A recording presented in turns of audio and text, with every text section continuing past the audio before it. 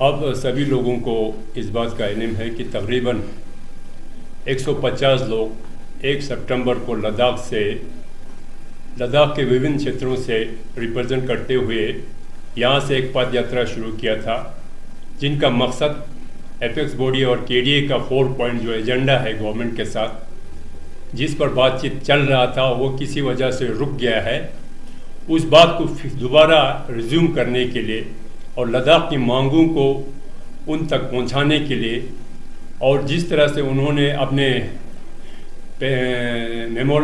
मंशूर में जिस तरह से इन्होंने वादे किए हैं उन चीज़ों को याद दिलाने के लिए यहाँ से तकरीबन 150 लोग जो है पैदल मार्च किया था। और रास्ते में उनके वो जो है वो फैलते फैलते लोग 250, 300, 400 तक भी लोग 500 तक लोग उन्होंने शामिल किया। और वहाँ दिल्ली पहुँचने पर अब एक हफ्ते से फिर वहाँ पे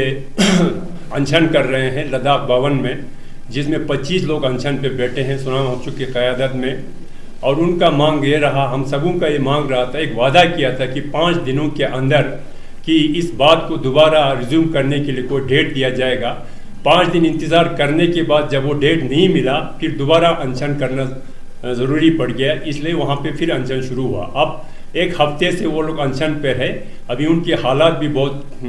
बिगड़ रहे हैं। और हमें लगता है कि दिल्ली की गर्मी में अगर इस तरह से कुछ ज़्यादा ये देर चलता रहा तो उनकी सेहत पर भी असर हो सकता है। तो इस मामले में हम चाहते हैं कि हम गवर्नमेंट से भी ये बात रिक्वेस्ट करना चाहेंगे कि किसी न किसी वजह से अब इस पर कोई रिस्पॉन्स करे, इस पर कुछ डेट फिक्स करे, वरना अगर उनके हालात कहीं बिगड़ जाते हैं तो शायद फिर लोगों को ये अच्छा नहीं लगेगा, लोगों में गम व गुस्सा उभर सकता है। फिर उस वक़्त अगर कुछ हालात में कुछ फ़र्क आ जाता है या हालात में कुछ खलल आ जाता है, यहाँ के अमन में कुछ खलल आ जाता है, तो उस वक़्त फिर ये सरकार की जिम्मेदारी होगी। हम वक़्त पर इस चीज़ को सरकार तक पहुँचा रहे हैं कि वहाँ लोगों के हालात ख़राब होते जा रहे हैं, इस पर जल्दी से जल्दी कोई कार्रवाई करके कोई इत्मीनान बख्श जवाब गवर्नमेंट की तरफ से आना चाहिए।